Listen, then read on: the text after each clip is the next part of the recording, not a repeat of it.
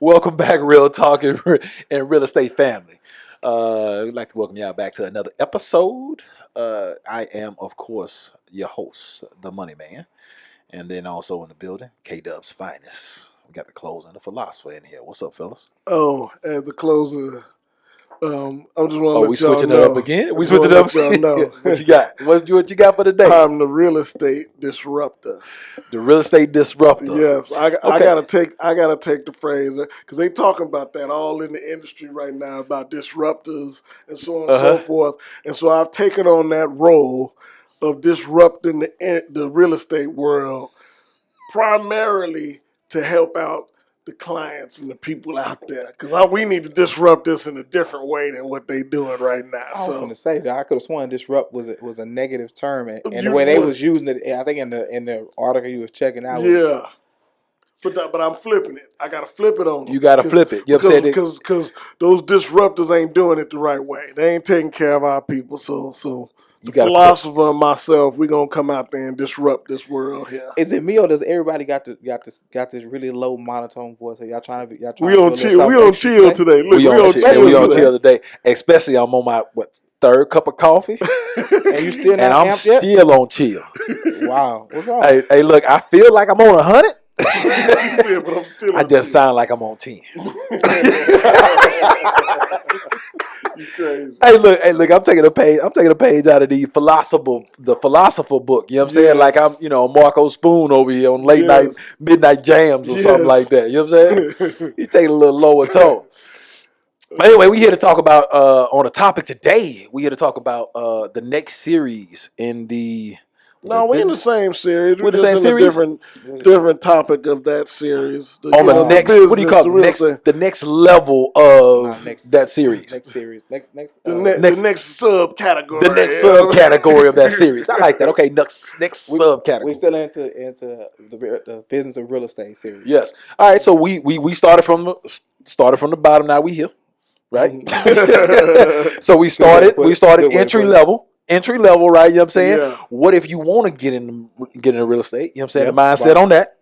Then we escalated to the next level. Okay, now you licensed. Now you know how you get leads and stuff coming in, right? How you get the business off the ground, how you get the business going. Then we talked about actually converting leads, getting leads in. Then we talked about converting leads to actually make some money in the business. Yeah. So that, you know what I'm saying, we can actually stay in the business. Yeah. And now we're going to talk about closing the deal. Yes. Closing the deal with the closer.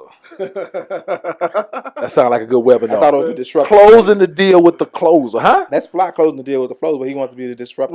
He want to be the disruptor the today. closer does disrupt the business out here, but at the same time, I'll always be the closer. Always. Always. That's the first name. You can't get rid of the first name. You know. So we here to talk about closing. And then, you know what I'm saying, who best to let the closer, kind of start us off, closer. So if we talking about the different types of closers, right? There's 4 different sales tactics, four different types of ways to close, right? Mm-hmm. And then when you talk about the 4 different types of way to close, the first one is the assumptive close, right? That's kind of when you're assuming you already got the deal. Like, hey, look, you're talking like, hey, look, let's go ahead and meet Friday. Go ahead and sign the paperwork. Let's get this thing done. You also have the option close. You kind of give them an option. Hey, look, we can do this or we can do that. It's completely up to you. We can meet on Tuesday or meet on Wednesday, right? Mm-hmm. Not open-ended. You have the suggestion close. Like, hey, look, I suggest X, Y, Z or whatever the case may be. Mm-hmm. We'll go from there. The sense of urgency close. That's the somewhat car salesman close. Hey, look, no. You need to close today. This deal ain't gonna be here today. This deal ain't gonna be here tomorrow. You can't relate real estate to car salesman, man. Well, I mean, you said it. I'm just. Well, okay. Because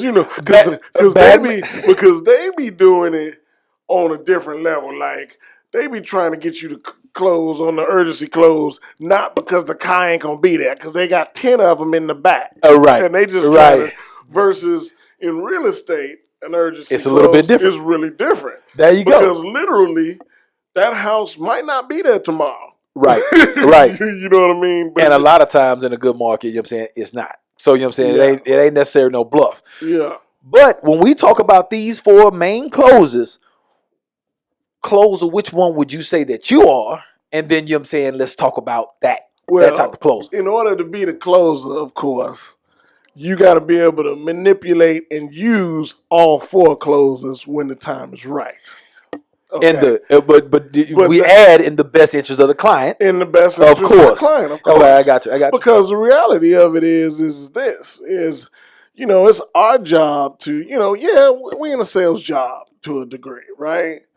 But really it's our job to get the client to see and understand why it's important to write this deal, to know their options, to be able to make a decision. Because at the end of the day, like we just said, that house might not be there tomorrow. Okay? Right. And if I didn't do my job well enough to get you to at least make a decision or understand that house might not be there tomorrow. Mm-hmm. Okay? Mm-hmm. Then what happens is tomorrow when you say, all right, I'm ready to go ahead and get it, and we look it up and it'll be like, oh, somebody wrote on that one yesterday. Uh-huh. You know what I mean? Right. Now it's your fault. Right. And now I got to go out and now we got to start all over again. Mm-hmm. Okay, so, but I will say out of the 4, everybody, you remember that old movie? Remember that movie? What was that movie that had my boy, Pacino was in it, Alec Baldwin was in it. Not the Wall Street. No, it was Boiling Point. It was when they were selling real estate or like. No, they were still doing stocks, wasn't it? No, they were selling like land or something. But they had it. The ABCs always be closing. Was their term, and somebody was supposed to win the Cadillac. I know what you're talking about. I can't think of it. Man, I see the scenes in my head, but I can't think of the name of it. It had a couple of my boys in there. Okay, but that's all right. The funny thing about it is that's kind of the way we think in real estate is when we think about these closes, it's really just a technique. I believe it as a technique in order to educate the buyer or the seller, right? And get them to understand where we at. So me personally, I like to use the urgency close more times than not. I use all of them. But I use the urgency close because I understand, one, the way our process works. Once I get you to your house, you know what I mean? And you finally get in there and you see it and you love it. You love it on that house so much that I need you to really understand that it might not be there tomorrow. Right. If you wait to make a decision on this, it might not be there tomorrow. Because the common thing I say to people many times is I say, okay, you ready to write a deal? And they tell me, oh, well, I don't think about it overnight. Okay, but let me make sure you understand that the person that saw it yesterday that said that they wanted to think about it overnight is writing a deal today. So that means by the time you think about it tonight, a deal's already written on this house. Mm-hmm. Or if it fits within their time frame. If they have a specific time frame, we got our leases up at the end of the month. Okay, we need to write this because this is going to take 30 days to close. Mm-hmm. So we need to make sure that this gets done in a timely fashion. Absolutely. So, you know what I'm saying? But they need to be made aware of this stuff because we can't necessarily assume that they understand the market the same way that real estate agents or even mortgage loan officer professionals do, because when we're giving them kind of warning signs, we're giving them warning signs for a reason. Yes. It's not necessarily to force you into making a decision or anything like that, but it's in your best interest. You can't wait until that house is gone to be like, man, that was a perfect house. Yes. Well, then what were we waiting on? Exactly. Well, then they heartbroken because now Yeah, that could kill a deal for them. That could make them. I'm gonna just lease one more year. Yeah, and that's just throwing. As y'all remember, that's just throwing money away. You know what I mean? Putting in a trash can and burning it. I told you. Funny enough, just the other day I had a client and we were in a appointment and they was like, well, I've been leasing. I said, well, how long have you been leasing? 3 years. Oh, so you've been leasing for 3 years. How much you paying in rent? $1,500. And I'm just in your mind, you're doing the math. I'm doing the math, and I'm like, okay, that's $18,000 a year. So basically, let's round that up to 20. You took $60,000 and threw it in the garbage can and lit it on fire. And they looked The at look on the face. that they gave me. They said, "What you mean?" Oh, like they got it. Like they got it instantly. It hit him like a ton of It hit him like bricks. a ton of bricks. And funny enough, the wife was like, "That's why we in here. So because we trying to buy a house." The husband felt sick. He was like, "I just threw away $60,000 because that's what it is." I Right. mean, when you renting, if you're not renting for a specific reason, the urgency to get out of that rent house or that rent apartment into your own space is very important. But you know, the crazy thing is a lot of people actually say that they like to lease because, you know what I'm saying, to actually own a house, the maintenance on it is a lot more expensive. But what they don't understand is when you get stuck inside a lease house, some of these landlords are slum landlords. They ain't fixing up nothing. You talk about you got a leak or a stoppage in a drain or whatever the case may be. Yeah. A lot of times, you know what I'm saying, they know where to be found. No, but they somewhere to be found when they want that rent. They asking for their rent check. So if you got to take care of it anyway, you might as well own the asset. Well, and then they don't think about the concept that your deductions you get at the end of the year towards taxes. Philosophers know this. You know what I mean? The taxes you getting back and the deductions you getting from ownership. You know what I mean? Benefit of it all. And then the thing I talk about, and I know when we diverting a little bit, but the thing I talk about most about ownership is think of your legacy. Think long term, right? We thinking just, okay, well, I'm in this apartment or I'm in this lease house. If you own that house for 10 years, and I say I dropped the equity and I done gained $40,000, $50,000 in equity. Mm-hmm. If an emergency comes up and I need to get some money, I can call the money man and say, hey, I need to refinance my house. Can we pull out $25,000? I have X amount of dollars in equity. Correct. Or if my kids are going to college, or if we don't think a lot of people don't educate themselves thinking like that. Mm-hmm. You know, the best time to buy a house, I think, is when your kids is young. Right. Because by the time they get to high school, college age, I might have some equity built in there. I might have some 10 years worth of house or 15 years worth of house that now I can do. And we ain't even talking about appreciation or any of that stuff. We just talking about just paying your note on time every day, you know?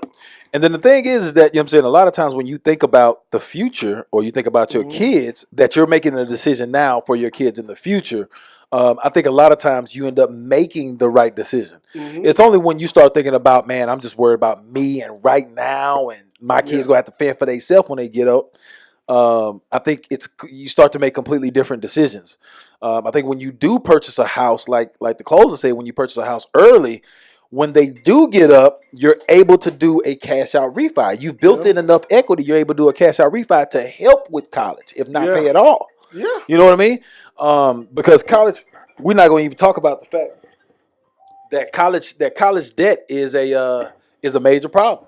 College student loans and stuff like that is a major problem. But we getting all off topic right here. We're gonna get back on topic. I mean, but you know, sometimes this is good information though. It's part of closing, right? Right. When you really think about it, is you first got to make the decision to buy a house, right, before we can even get to this point, right? And to the agents out there, you know what I'm saying, you have to understand the benefits of the product. And then, you know what I'm saying, actually understand the benefit of actually purchasing a home and making sure people understand that. I think for a lot of people in this profession, you know what I'm saying, we take for granted what people don't know, right? So, you know what I'm saying, we say, okay, well, if we know it, other people know it, right? You know what I'm saying? Like, this is common information, and it's actually not. So when you actually talk to, like the closer say he was in his appointment, and then he talked about how much money they actually wasted by leasing. They had no clue. You know what I'm saying? Realize it. But it's stuff that we automatically assume that people know, and we take for granted. And another agent that assumes that they know that may or may not bring that up or bring that to the light, right? Yeah. And then they continue to go on and have a different mindset about leasing. Look, philosopher, he want to slap us because we ain't on topic at all today. we done diverted. The EP, you know what I'm saying, driving the EP. The EP turning red over there. Come on, man. Red like your microphone. Come on. What you turn red, man. You ain't turning red? Oh, okay. You was getting the same color as that microphone. I was just thinking about how I'm going to edit this part out. Oh, how you going to edit this part out? Hey, this is complete. This is a good segment. This is good stuff. This is good. But what we're talking about is information that agents can use in order to close the deal, right? So you know what I'm saying? Well, and I think the other side of it too is even the education for the consumers that's out there that's listening to this Of course. is because they got to understand what we do every day, Mm-hmm. right? And they also understand this is our job, Mm-hmm. right? This is what we do for a job, and as a job, just like if you go into Best Buy, you know, they're gonna say, okay, you want to buy this TV? Well, let me tell you a little bit about why you want to buy this TV. Let me show you the 5K versus the 4K. Mm-hmm. Even though the 5K ain't even out on in transmission, right? Why do you want to be ahead of the curve, right? So it's the same thing that we do, you know. So really, it's trying to get, you know, as we talk to both of our audiences here, is making sure that they also see why it's important that we go through these processes in closing and using these techniques, because really it's for their education, along with us understanding how to do our job. Right, right. So we gonna hear from the philosopher here. So you know what I'm saying? When you talk about philosopher, because you know what I'm saying, me and I get that look, you know what I'm saying, that look from EP over there, you know what I'm saying? He trying to rein us in, baby boy, you know what I'm saying? That's okay. It's all good I ain't got information. my board. It's all good information. So He got the got my board board up. up. he got the board up, you know what I'm saying? Hey, back. Y'all going too far off the road, off the hidden path. All right, so when you talk about the type of closer that you are, when you're looking at being assumptive, option, suggestion, urgency, close, which one do you say? Because the truth of the matter is we all use all four on different situations, right? Yeah. Which one would you say that you used most and why? Um, primarily is the assumptive close when we're just trying to take the lead from getting the lead, converting the lead to allow them to decide they want to do business with us as far as buyer's representation or listing. I'm going to provide enough information as we go through the process to make them think and feel that we're already tied to the hip, as Walt would say. You know what I'm saying? And so all I would do is just assume that we got the deal done. Here you go, and I'll be back next week to take pictures, or we're gonna go look at some houses tomorrow, or we're gonna call you, say I put you on speaker. Here you go, talk to the folks. Give me my paperwork so we can go look at some houses this afternoon. That is my method from just in the conversion side. When the closer brought up the idea of for the document's sake, as far as writing an offer on the deal, there's only one, which is the urgency deal, because the house will be there. Won't That's there today may not be there tomorrow. So for those in that situation, yes, the urgency close is the best close, and to be honest with you, is the only close. You can't go back and give them an option either this or that, because in that case, both houses still can be gone. Even if you say, well, you can do this one or this one today or tomorrow, they both could be gone, and you still will be out of a home. The the one where you say the settlement where you go from you want to do it here or then, you still will lose out in the same situation. When we're closing deals, as far as negotiating deals on homes, is the urgency. But when we're converting a lead, for me, it's the best is the assumptive, because that just fits who I am.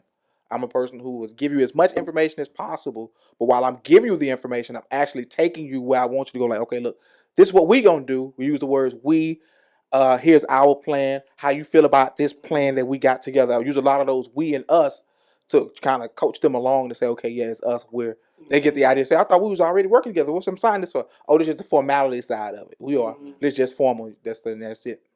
Well, and I think the nice thing about what he says there too, because I use a lot of the assumptive when I'm talking to people, is it, it makes everybody understand that we are part of this, we a team, and We on the same team. literally, I've already committed that this deal is going to happen, so you need to get on board with me, For real. because this deal is going to happen to the best for you as well as for me. You know, it's to your best interest, because I done did the numbers and I done looked at what's happening, so I have more insight right at the beginning. So I'm already looking at it like, this is a great deal.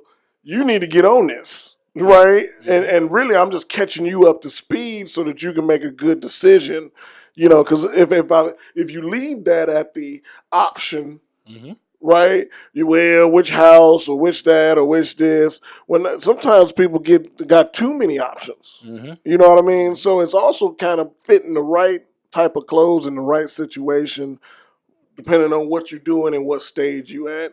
Right. as the philosopher pointed out. I think a lot of times when you deal with these clients, with these different clients, they automatically put a wall up, right? Because you know what I'm saying, they're just like, okay, well, look, is this person legitimately doing what's in the best interest of me?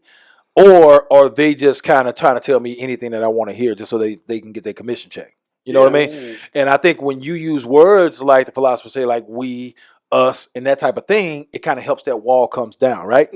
Because it makes us feel like we're on the same team. And if they feel like they're on your same team, they kind of soften up a little bit and they don't kind of side eye you as much. You know what I'm saying? Like they just like, okay, well, it's us. Like we together. You know what I'm saying? You ain't just trying to screw me over, which is absolutely a great thing. Well, you know, the funny thing that people don't realize, I think they know it subconsciously, right?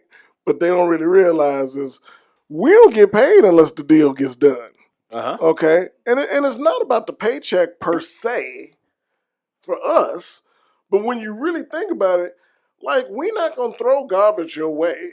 Because the whole point, why would I'm going to throw garbage your way? The garbage house, this ain't going to work. I'm going to throw you a situation that don't make sense so that we can not do the deal and waste our time, yours and mine. So the whole purpose, once we kind of get into these modes, is I want to give you a good enough deal or a good enough property or a good enough situation that's going to make you money if you're an investor, or if you're a homeowner, it's going to be a place that you're going to love to live for the next 7 to 10 years or more. And it's a win-win because at the end of the day, you love it, which means we're going to finish the deal, which then means that at the end of the day, I make money for my family. And then the good thing is, you know what I'm saying, is that anytime you're dealing with a good professional, you know what I'm saying, we're not always thinking about the right now. Yes. We're thinking about giving you good service so that we can get those 10 referrals down the line, so that we can keep those leads coming in and keep the lifeblood of our business. Well, keep the blood moving through the veins. Well, think about it like this. You know, think about our topic, and philosopher probably got a point on this too, is just think about it like this. Every time I talk to somebody, I'm talking about the future. You know, the newest thing that I've been talking about these last couple of years is about how, one of my clients had told me that he never sells his house. He bought 7, 8 houses. This is a 70-year-old client. And he ended up investing. But he said, back then, he said, hey, Walt, he said, I'm going to tell you right now, Social Security ain't going to be there for you. This is what he told me. This was almost 10 years ago when I did this, right? A lot of the baby boomers say the same thing. He said, Social Security ain't going to be there for you. He said, so I knew that long ago. And I mean, at this time, he probably 68, 70. I mean, he said, and so he comes back to me and says, I done kept everyone in my house. Now, understand that he was buying this house cash.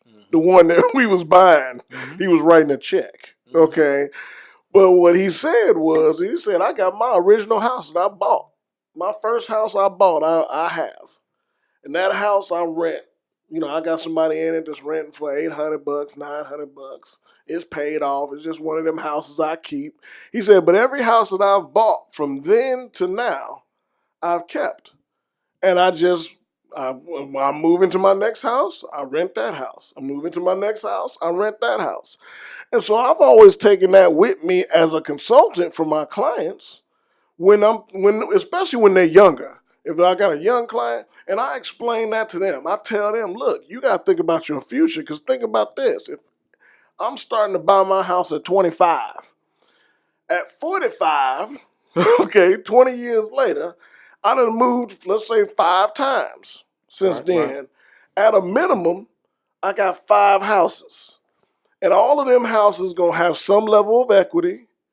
They're going to have some returning residual income from a monthly standpoint.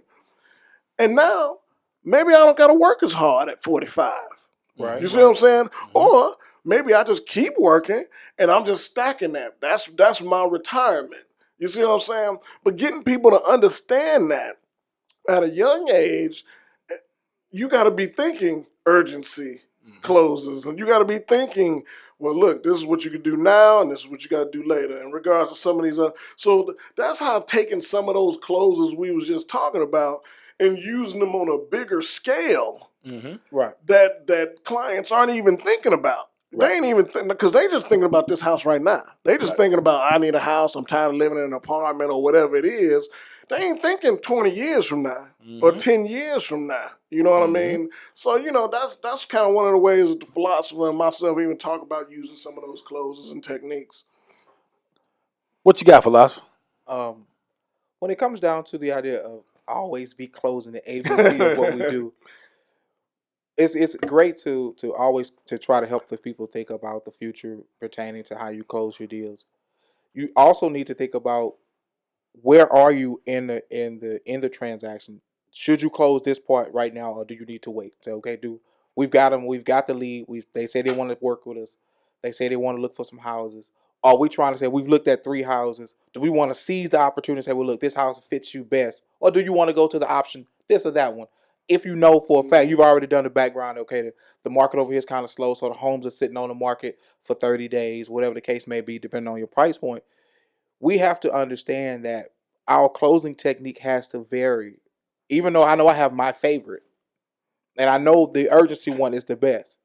Sometimes I kind of like experiment. Let me see what give them the option close would be if in this type of situation. If we want to use the analogy like we talked about the football thing on the live situation. What makes Belichick so great is that every game he adjusts to what he has to do to win the game. And we as agents have to learn how to adjust what technique we're using to close each phase of the transaction. Some part of it might be the urgency, some part might be the option, some part might be the assumptive. What's the other one? And the fourth one is suggestive. And in order to know which one to use, you actually kind of experiment with all of them as you go through and say, okay, make a mental note. At this juncture of the deal, I need to be more option and suggestive versus assumptive and urgent. But at the very end of everything, it's urgent. When we've already signed a contract, got the deal closed. Everything at that moment is urgent because everything is on the timeline. We're dealing with the money man, dealing with inspections, dealing with appraisals because we do have a deadline to meet. Because under the contract, you don't want to go over your closing date because then you got to start paying and sellers could get answered, and so can buyers could make a mistake the longer you go out. I just want the folks to understand that even on the consumer side, and you're dealing with an agent, and you feel like you're getting so many different situations or responses at different times of your transaction. That's actually accurate because based on what that agent is seeing from you as a client or a consumer and how they're feeling about what they're saying, that it can just change and go from one thing to the next and at every phase. That's what I think a lot of customers get kind of confused about what we do. They feel like we're just so great all the time, and sometimes it just takes that. Well, and then to add on to what you just said too, that I thought was important is sometimes the urgency is not the right close. Yeah. You know what I mean? Like that's where you really find out what type of agent you are. Ooh. I like to say, I know I threw some shade out there, didn't I? I said that's when you really find out. Are you the type of agent that if you know that it's the wrong time and the wrong place for that client, for you to say, you know what, this ain't the time for you to rush. Mm-hmm. This is the time for you to go home, and this house might not be available when you come back. Mm-hmm. But that being said, if we need to, I will find another house that you'll be happy with at the end of the day. Yeah, that was okay. Those situations about the list price versus how much you got to bring to close. Yeah, those are those situations. Okay, look, before you do this, think about this. You may have qualified for 200, but you see this house that you like that's 225. All your numbers change, and at that moment we can't put the urgency down on those type of moments. You got to rethink about how much money you got to bring. You know what I mean? I mean, there's plenty of times where I done stopped the client from buying. Mm-hmm. In the moment, they like the house, they kind of feel it, but through everything else they were saying, it was the wrong thing to do. You know what I mean? Yep. And all I was trying to do as a consultant for them is bring it to light. Look, if you want me to do this, I will, because that's my job. Mm-hmm. And I'll make sure we clean and you good and everything's taken care of. Mm-hmm. But this is what I'm saying from you, in all honesty, is I'm saying that you rushing. I'm saying that you're doing this. And the saying that I say to all my clients always, they'll know, all my clients out there, you know what I'm talking about. But I always say the right house is the right house. And if this house didn't work, or for whatever reason we didn't get this house, more times than not, not to bring God into it, but he got the right one for you. And the right house is the right house. So if that house didn't work, it's probably because he leading you to another house, and we'll find it. And it's always worked out. I've always found a better house. But as an agent or as a professional, it's my job to be able to call that and at least bring it to their attention. Right. Because I done had some people that still went with it. Yeah. And they loved it, and then they go back 4 or 5 years later, or in some cases 6 months, be like, man, Walter, you was right. I should have waited, because now this happened, and that, yeah. But, if you want, I can put it back on the market for you, and we can get you a new house, but... Yeah. You know what I'm saying? But sometimes, as a professional, I think that's, when I say car dealership, we go back to that original comparison you had made. Right. That the car dealership is doing that urgency because they need that check right now. Right now. And it's about the money for them. And they trying to hit that quota. And they're trying to hit the quota. And for us, I think we're a little more elevated. So we ain't necessarily trying to get it right now. Mm-hmm. If we do, great. But at the same time, we got to make sure it's right for you at the end of the day. Of course. So I think in a way, I think when you're in this field here, you somewhat have to be a psychologist a little bit. And I would kind of relate that to a coach, right? Mm-hmm. When you are a coach, you kind of read into people's personality, players' personality, right? Yeah. What motivates one player may not motivate the other, right? What motivates one player to holler and screaming and kicking and all that other stuff, you know what I'm saying? That may get them fired up, but the other one may completely shut down, right? Yeah. So as a coach, you start to understand your personalities and your people that you're dealing with. And I think in this profession, you start to do the exact same thing. You start to understand and you start to read the people, and you're just like, okay, well, look, this close would be better for this person, right? This person here can never make up their mind. So then I need to be assumptive, right? I need to tell them what they're going to do more so than just kind of give them an option. Because if I give them more options, then, you know what I'm saying, they'll confuse themselves. And then they'll never make a decision, because a lot of people that are indecisive, they paralyze themselves because they, whoa, what if this? What if that? What if this? Whatever case may be. So I think, you know what I'm saying, as a professional, then, you know what I'm saying, you have to realize, okay, well, look, I need to be good at every closing so that I can make sure I can pull that right tool out the box to motivate the right client, right? Yeah. And you don't necessarily, and to be honest, you don't necessarily have to be good at every close, right? You just have to understand when to use it. Like, I know for a fact, I'm not good at probably the option close, because I don't really use it. I don't really give options like this day or that day. I'm gonna tell you, okay, look, we can get together here, and if you can't do that, then that's it. You know what I'm saying? You tell me what you want to do. I don't do that a whole lot outside of maybe when you sign the documents and picking up monies. I just know, I understand when they're supposed to be used, and I agree with you about being able to pull a tool out the toolbox to know when you use it. But I know for a fact I'm not great at it. My best one is the assumptive close, because that's just ideal with who my personality is. That's your go-to. That's what I do. As far as understanding the psychology of the people, that is so true and prevalent when it comes to these closes, because if you give the wrong one, and they don't even have to, you can give the wrong one, but it could be the time for a close. But if you give the wrong one, that can like turn a person completely off, and you might lose the whole thing right then and there. Absolutely. The whole thing, because that's just the fit who they are and what they want and what they think. So when we go out and we talk to the folks and we try to help the folks understand, a lot of time we'll have so many scenarios running through our minds. I don't know. I know you think the same way. Like, if they tell me this, I'm a pivot here. If they don't tell me this, I'll stay where I am to get them to see where they're gonna go. And if they don't go there, then I have to bring them to this place to come back to where we need to be. Like when you gave the example, the what if person. When I deal with like a person who I know to just what if everything, I just tell them like, look, your situation and your concerns are valid.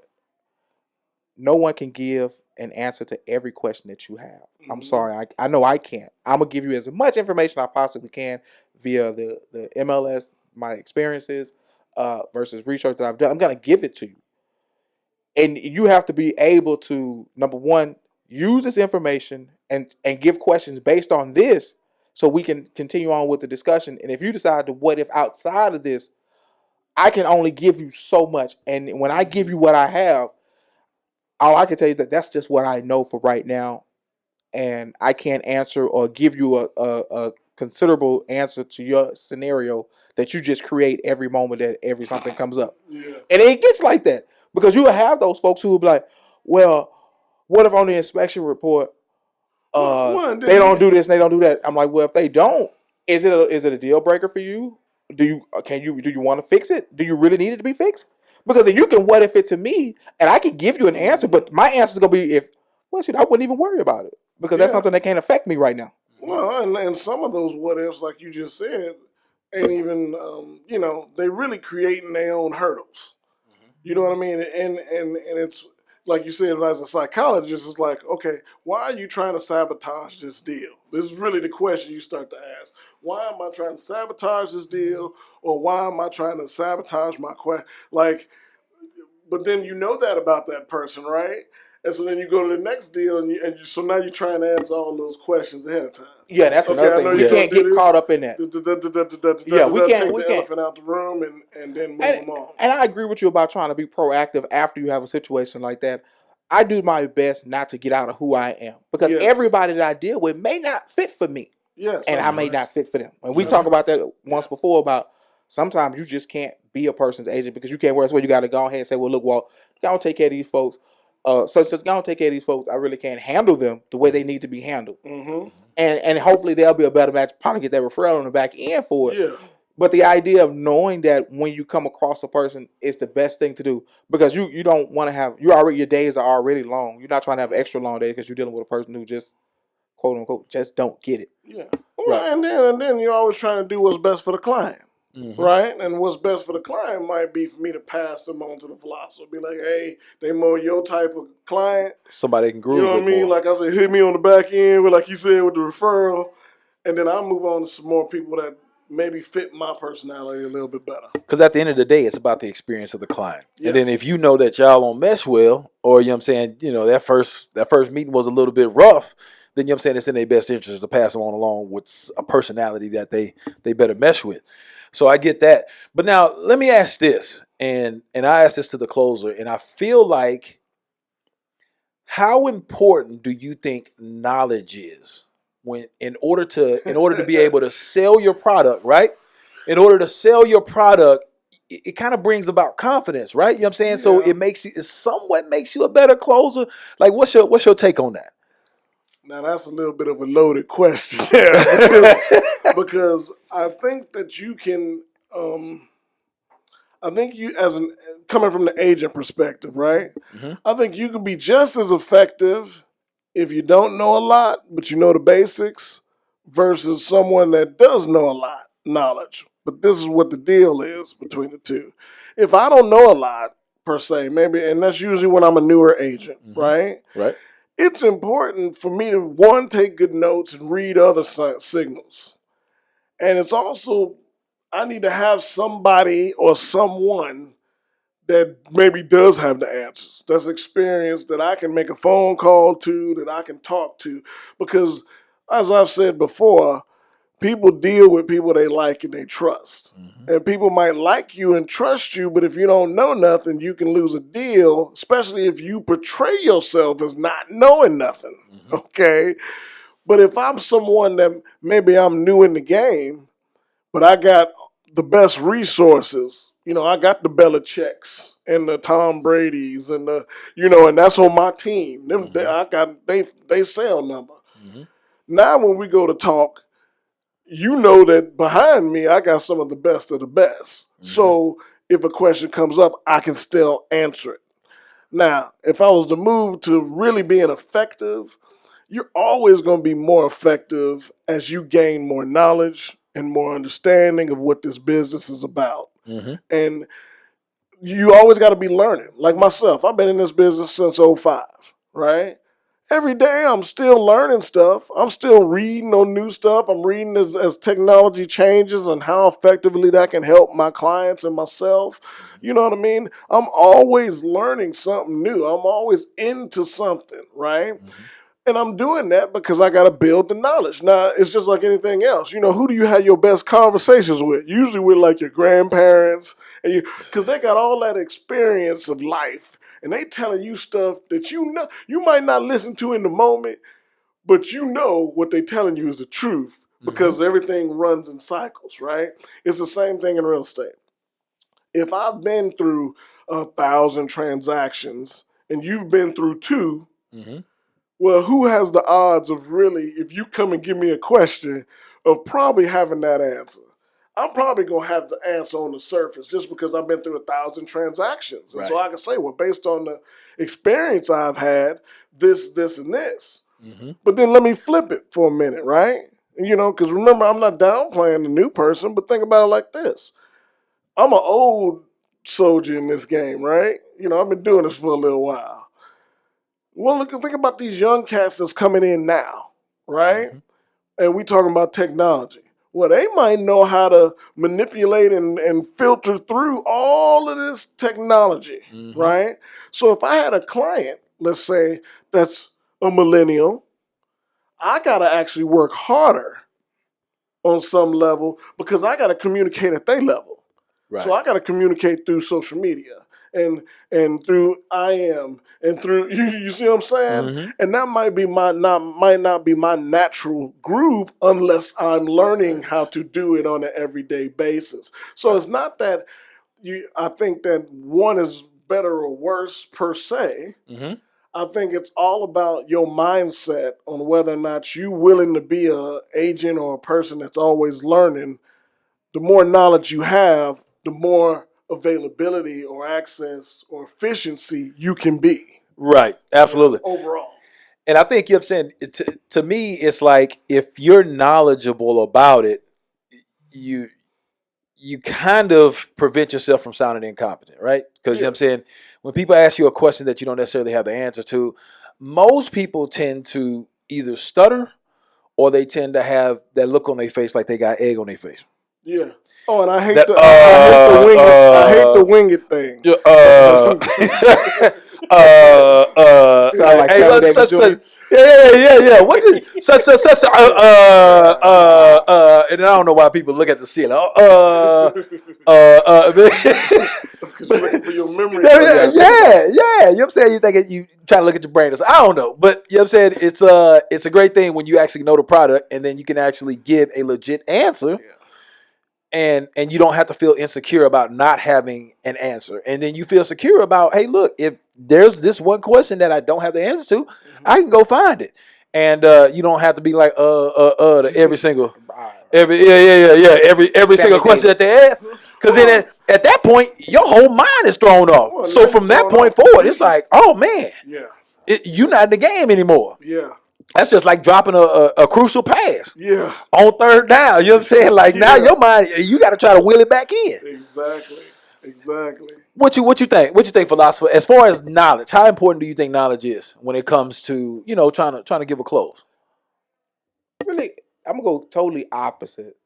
And I'm gonna do it on purpose because whether you have the knowledge of the question or the business skill or savvy, being able to close can actually cover all that up. If you understand how to use the closing techniques, that'll actually cover the fact that you may not know the answer. Now let me ask you this. Hit myself in the face with the mic. Hit myself in the mic. You know what I'm saying? Beat myself up with the mic. Okay, so now let me to your point on that, would that classify as closing or would that classify as bullshitting? Now it classifies as closing. Because when you get in a situation that you're trying to close, your objective is, okay, I need to get this deal closed out, and they throw you a curveball, just because you're not a great curveball hitter, you know how to hit it, and you hit it. Is it going to be a home run? Probably not, but it's going to get you on base. And that's the thing. When the closer talked about it, he just talked about it from the perspective of knowledge and knowing it is best, and it helps, and it gives you more confidence. True enough, but in order to make this a great discussion, you got to have the opposite to do that. And so, if I throw a question to the closer right now, and I know probably 60% of the time he knows all of it, but if he has to think about it, I can say I stumped him. But he can smooth me over with well, the time of where we at, Yeah. it doesn't really pertain to that. That's how I know I stumped him, because he'll use the timeline against me, and the timeline covers every situation.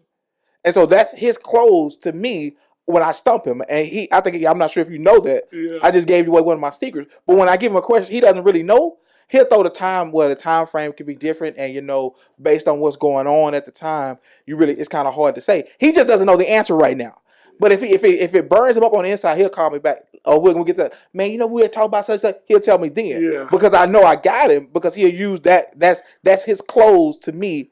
Okay, I don't know it right now. Give me a minute, but I just don't want to tell you that right now.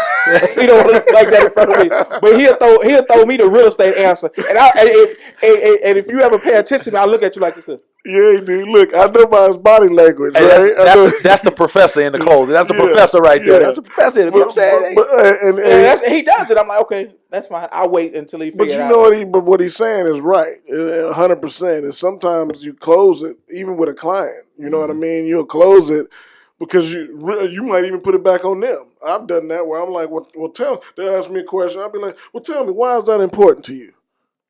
That's another one of his favorites. And then they'll start going into, and funny enough, in many cases they find out that it really ain't that important once they have to verbalize why it's important to them. Yeah. But if they came back and said, hey, Walt, the reason why it's important is because of this and this and this and this, and they gave me a whole bunch of points, I say, well, I'll tell you what, that's a great question. Let me check on that real quick and check with a couple more of my sources, and then I'll get back to you on that. But what they gave him more information when he gives them if they come back with 3 valid situations or points for him to use. What he has just done is he's fueled his answer for him. All he has to do is focus on those 3 things, and when he come back to him with it, okay, he can say, well, based on A, B, and C, these are the things that we can do about that.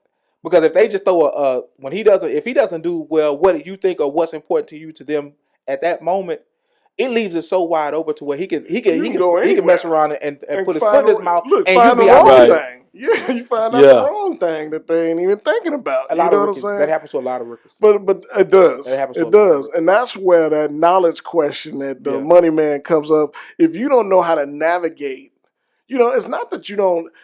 You can't have every answer. You can't know everything. What we do doesn't allow you to have every answer to everything. Because things are changing all the time. But what you can do is this is a big hot topic for you. Let me calm you down on this topic. We're going to come back to it, right? Mm-hmm. Because I don't know the answer that you need to know right now in this moment. Mm-hmm. And like I said, experienced or not. But let me take this. Okay, and this is why this answer is important to you. Mm-hmm. Let me go find that out. Mm-hmm. Let's move on to the next question. Let's move on to the next statement. And then when I find that answer, I'm going to reach back out to you and say, hey, this is what I found out. Da-da-da-da-da-da-da-da-da. But I got to be right. That's the other side of it, too, is that if I don't have the answer, when I go get it, I can't just check Johnny. Right. Okay. Right. I got to check Johnny and Susie and go online and check this. I got to have multiple sources that's going to come with that answer. Because at the end of the day, you can do nothing worse than come back with the wrong answer. Mm-hmm. And then the client go check and they find out something different than what you found out.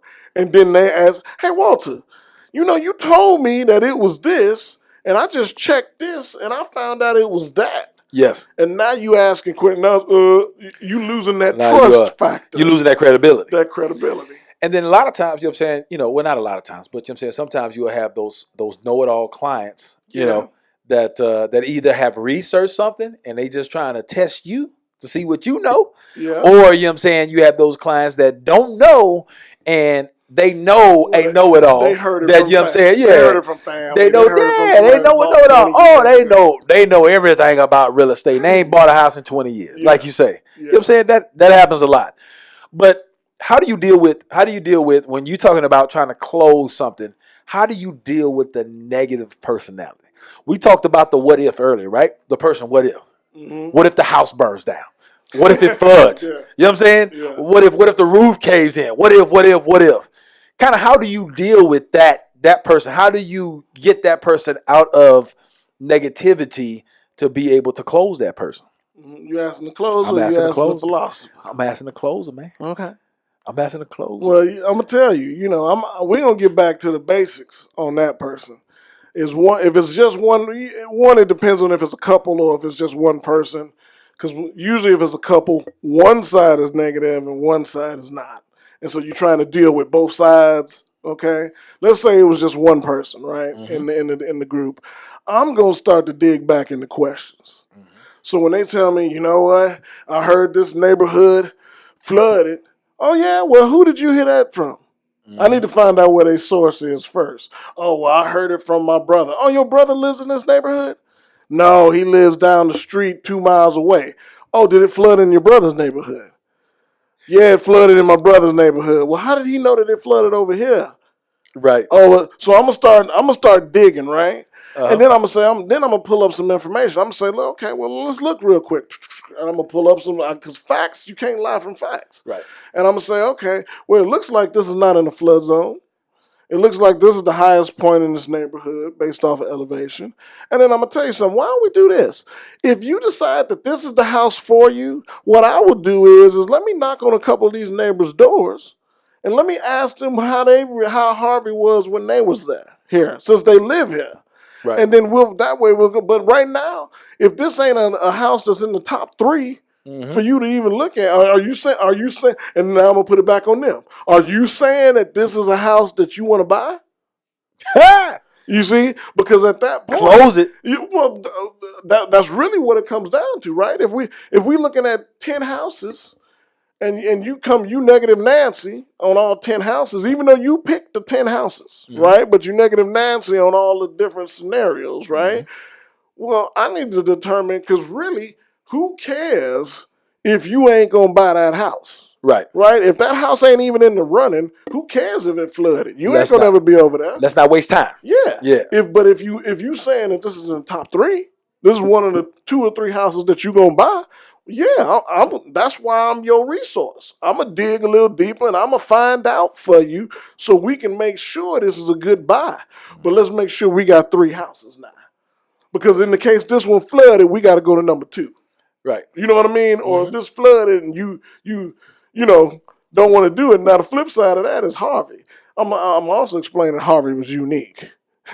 I said, and I'm gonna give him the education. I said, really, Harvey was such a unique storm. We don't get that all the time. Now the flip side, client, is this: we need to find out if it flooded when it wasn't Harvey.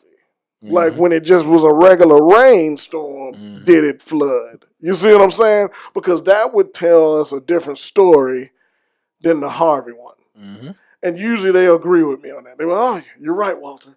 But the funny part about that is if you have that client that does that, like you said, if you resolve, because this is what a lot of agents don't do.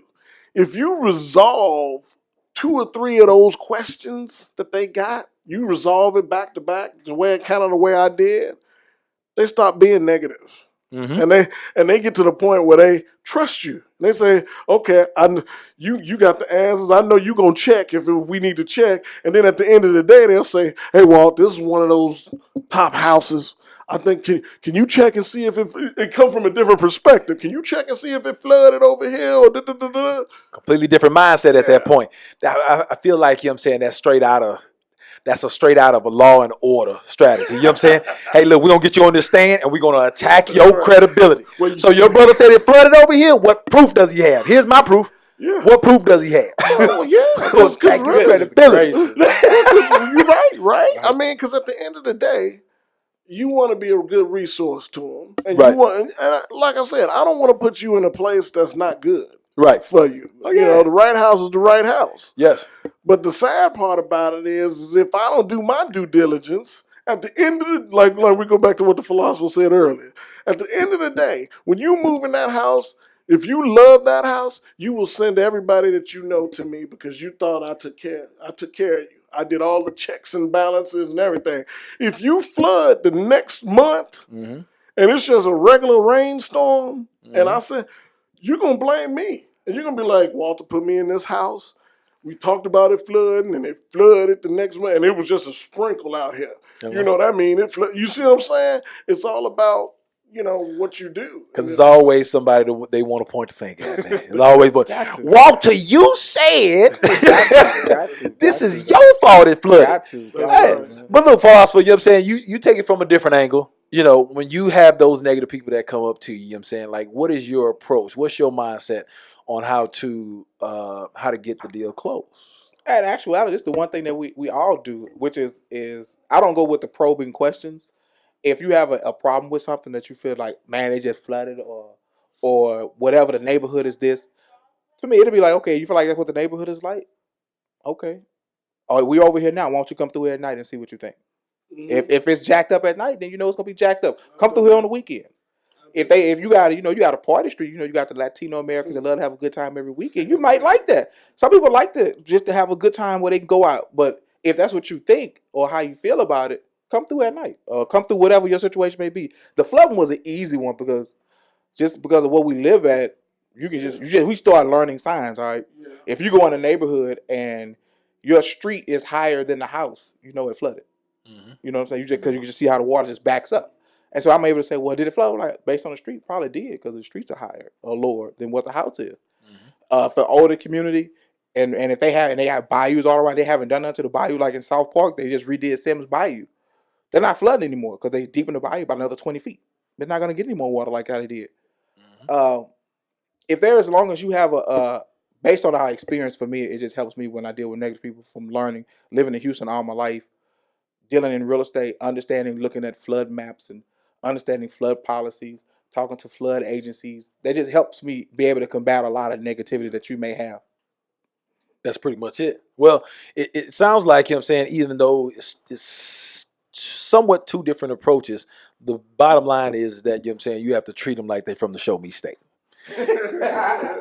You got to show them, hey, look, man, I'm not gonna sit here and go back and forth with what you done heard from somebody else. Here's the information in black and white. You know what I'm saying? Now, where is this other person's information in black and white? You know what I'm saying? Yes. That's what we need to do, is get to the bottom of it. You know what I'm saying? Yes. Like, I got data to support what I'm saying behind my back. But, this is the thing, is that, even from a lending standpoint, you always have those people that say, oh, such and such said, it's better to go this with this product. Or the interest rate was this. And, you have to show, well, where are they getting that information from? As a lender, hey, what was their credit score? Right. What was their credit score? Right. You got a 620, had a 720. Yeah, they got a better rate because they got a better score. Oh, man. They come to, oh, man, my coworker said, they bought a house for $200,000. And it's $1,000 for a month. Yeah. A month for the mortgage payment or whatever the case may be. But anyways, I think that's the biggest thing, is that if you run into any of those people, one, you need to act like they're from the show me state. You need to pull out your data and start showing black and white what's going on. But and sometimes you really, if you've done the necessary steps to get them there, if we're out showing houses and they still have that hesitancy, and you constantly got to show them something, you may have to revisit the fact, do they really want to buy something? Because those are some indicators that says, well, maybe they not really want to buy. They just want to see what's going on, or they want to see if they can buy. And if they can buy, okay, I'll see what we can do, or I'm one of the people, I'll see what happens, or I'll see what happens. You get them qualified, you find them a house, and they like, well, you ready to sign? Well, I don't know, let me think about it. I'm like, what? We've got to this point, and you say, I don't know, let me think about it. You qualified, let's roll with this thing. So that's something that, to think about. So essentially, you talking about, hey, look, you procrastinate too much, you finna get fired. Yeah. You're gonna have to find you the next person to work with, huh? Yeah. That's what you sometimes it get like that. You be like, oh man, let me. Well, maybe I'm just laying you off for a couple months until you figure out that you want to buy. We're gonna put you in the back room in solitary confinement for a little bit. When you have you ever dealt with like an older couple and buying a house? They're like that. For real, they like that. Because if they have a timeline. Don't tell me you firing the old folks. Hey, y'all move a little bit too slow, man. You know what I'm saying? Look, y'all gonna have to go get y'all an old age. I can't deal with y'all. Y'all on fire. I don't fire them. It's like we just kind of chill for a little bit. I think what happens is everybody's circumstance is unique, right?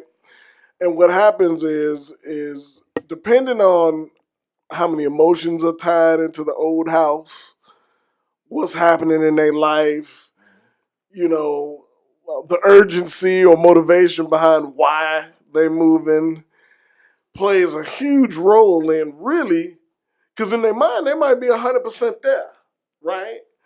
But physically, when that emotion kind of kick in, when they leave you and go sit back at the house, in their mind they go, do we really need to move?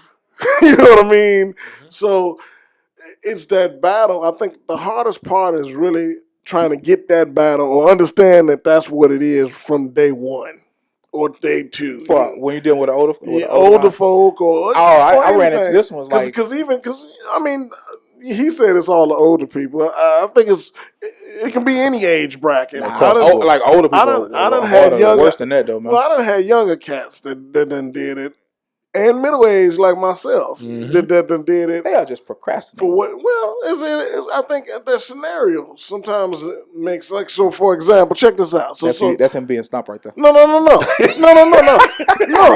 it's not. Think about it like this. Look. Well, think about it like this. Let's put it in this perspective. An older person has been in this house for 50 years. They done grown up their kids in this house. They know the neighborhood. They know the area. It might just be the fear of something new Mhm. that then, because they know what they got here. Right. And if I'm moving over here now, the fear of moving to that next place might give them hesitation. Mhm. Okay? So, as my job, I got to try and the philosopher's job, we got to try and say, well, there ain't no fear over here. Let's go over here and this is what you got to do here. But the goal here is to get this sold so you can take your next step, Mhm. right? Mhm. That can happen with a middle-aged person. Empty nesters. Mhm. All the time. I grew all my kids up here. All my memories are here. All my stuff is here. And you telling me that you want me to move to a smaller house down the street? Right. You see what I'm saying? So it can happen in a lot of different And empty scenarios. nesters are upwards of 50, right? They're probably higher than 50. Okay, so empty Well, Probably higher. nesters, 50 is still considered young. empty nesters are considered to be older. But think about this. If I didn't have baby girl, I'd Mhm. be an empty nester right now. And I would have been an empty nester in my mid-30s. Yeah. You follow what I'm You got saying? started at a young Because we started early. Mhm. So Yeah, I'd have been an yeah, empty nester in my mid-30s. There's Hey, people early. that you don't see it as much now. Now people having kids later in life. Right, In right. their late That's where you at 20s right and now. So 30s. by the time your daughter was turning 18, Don't you'll tell be me. Don't tell Yeah. you wrong for that. Yeah. But you know what? I'll be a little more established dollars-wise. Dollars and Yeah. cents. So right. Yeah. I said my older kids already mad at me because I said, well, when she's 16, she gonna be rolling. But you know what? It's validity to the fact that, you know what I'm saying, you can't teach an old dog new tricks. And a lot of these baby Why boomers not? I are, think you know what I'm saying? can. It's tough though. It's tough. It's tough though. Because, you know what I'm saying, not to say that it can't happen, but it's real tough because most of the older generation are stuck in their ways and they don't like change. Not that they're scared of it, but they just don't like change. But let me combat you just for a minute. Be devil's advocate for a second. Uh-huh. Is the hard part is how do I get to their level? How do I communicate at their level? They don't want to change. You know what? But if I can meet them halfway, How are you going to meet them halfway when they have you in age and an experience of life? So, for example, this is the closer y'all talking to. Okay. So I have an older client right now. Very similar situation to what y'all talking about. Their main fear was about convenience. And about they don't want the disruption in their life and this and that, even though they know they moving. They know they moving.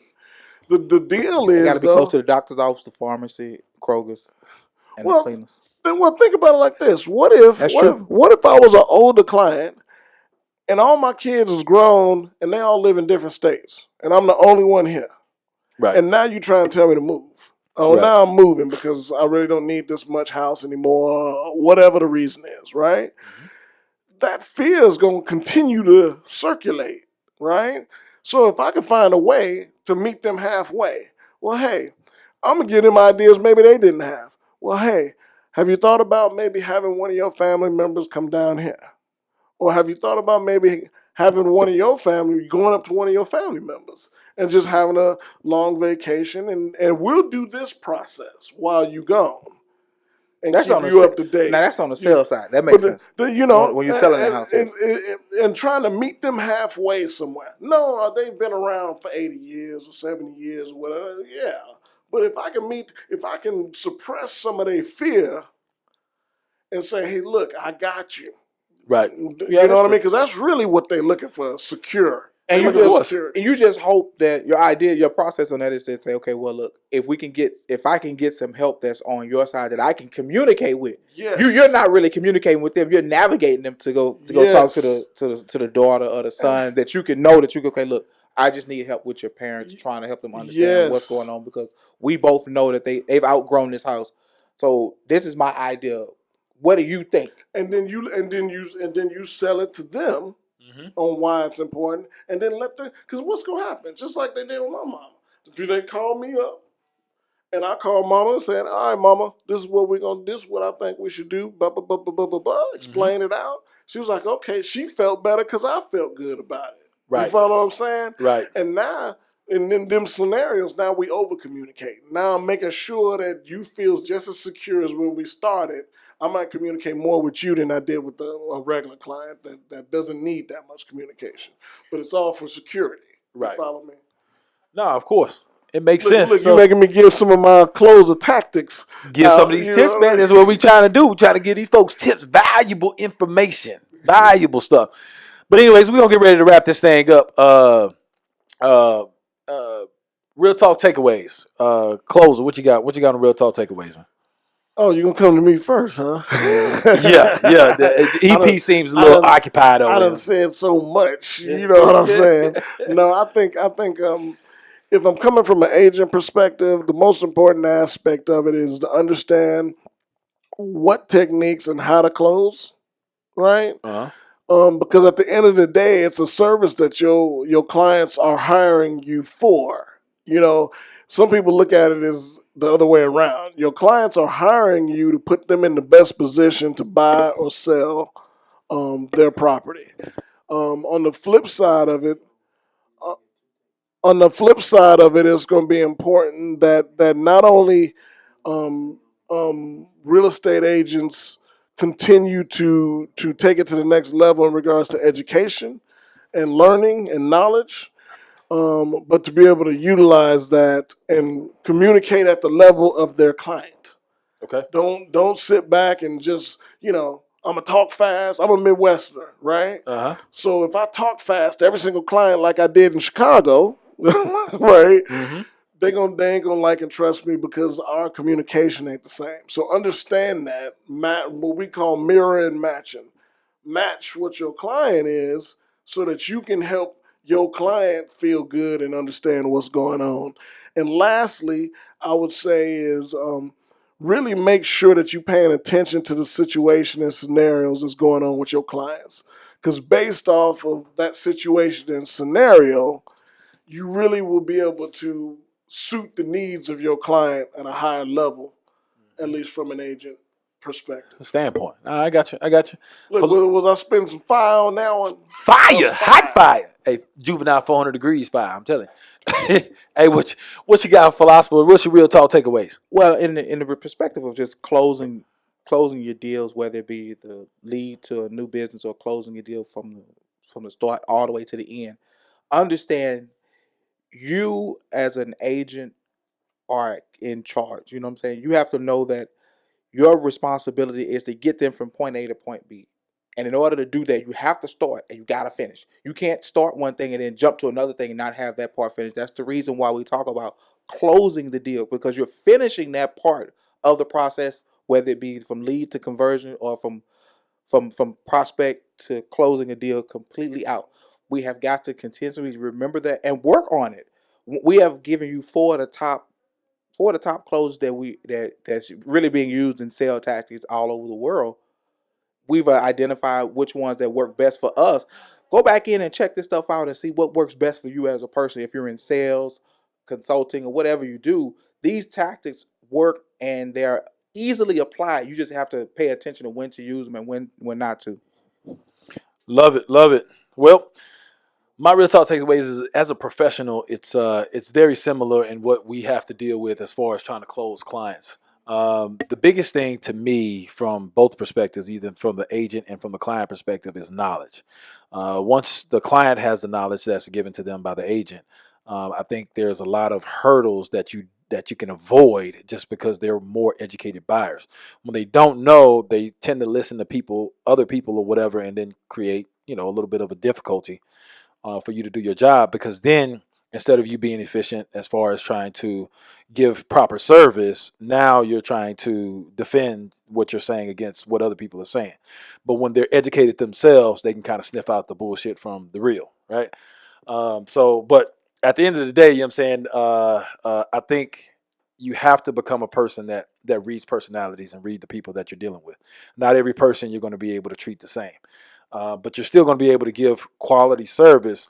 But at the end of the day, you want to provide great experience. In order to do that, you need to make sure that you understand which closers work best for certain personalities. Please tune in next time for next episode. We're talking about the baby boomers. We're talking about the baby boomers and how to do business with the baby boomers.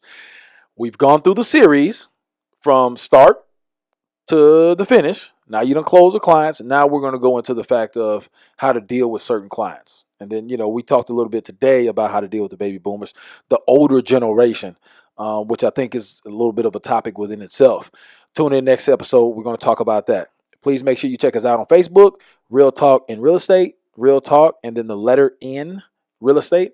And then make sure you check us out on YouTube. Like, subscribe, leave us comments, and then also check into our new segment, Real Talk and Real Issues. We talk about all kinds of stuff. It's been sports as of lately, but sports, any kind of we talked about, what was that we talked about the other day? It was the teachers in standardized testing or whatever. You know what I'm saying? We tap on some real legitimate issues. Any real issues that you want us to tackle, leave us a comment inside Facebook Live, because we're always posting the replays inside the feed. So just make sure you like, subscribe, and then just contact us if you want to get on, or if you want us to talk about a certain topic. Outside of that, we'll catch y'all on the next episode. Peace.